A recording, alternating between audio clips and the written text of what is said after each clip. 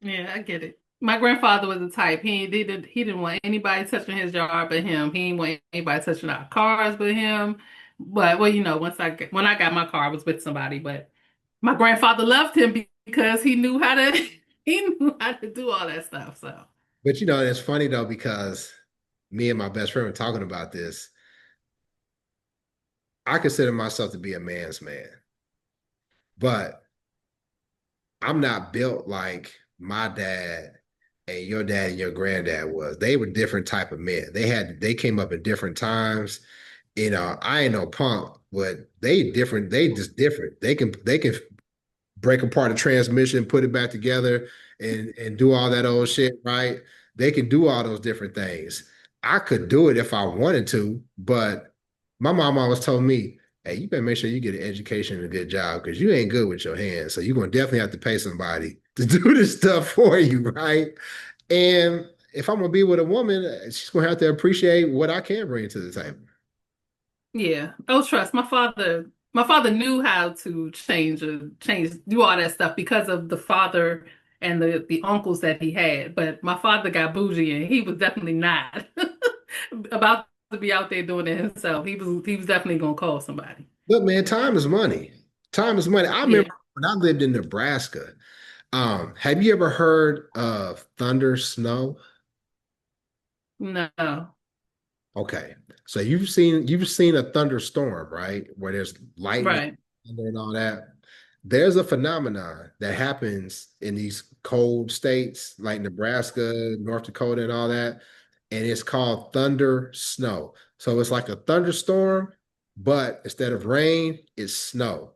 Craziest thing you'll ever see. You'll hear the thunder, you'll see the lightning, and when it does that, it snows like a motherfucker, for real. I thought they were lying. I was with these white boys from work, and they was like, "Man, wait till a thunder snows." I was like, "Thunder snow?" I'm laughing, I'm making fun of them.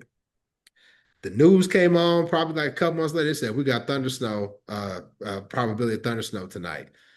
And man, it was so much snow. I was trying to shovel my driveway. And to find one of my boys said, "Hey man, you know how most motherfuckers have heart attacks, right? They're out there trying to shovel snow. You better pay somebody that can come with a plow and get that stuff up off of there." So man, at this age, no, I don't have no shame about that.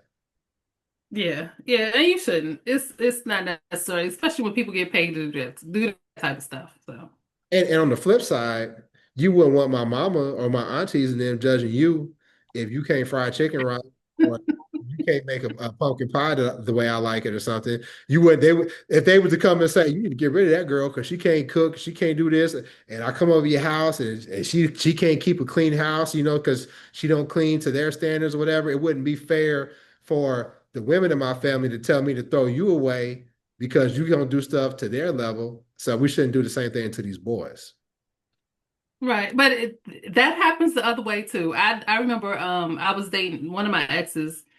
He was telling me that when his brother got married, first of all, his mother didn't like the woman at all.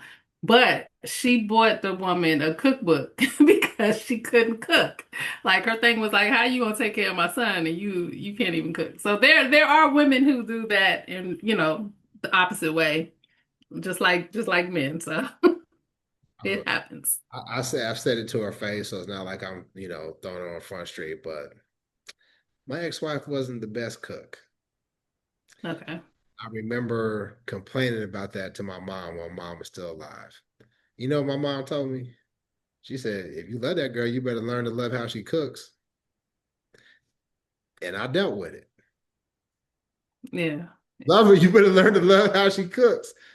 Or, or do like your dad and you be the one that cooks. If she can't cook, then you Yeah. cook. And if you ain't willing to do that, then shut the hell up. True. True. But see, Yeah. See, I have.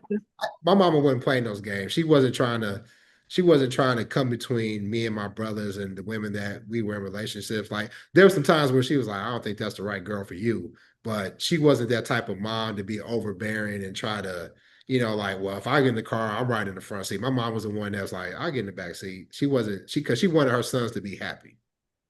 Yeah. Yeah. Neither one of my parents were the type to interfere in my relationships. Like you said, your how you treated yours.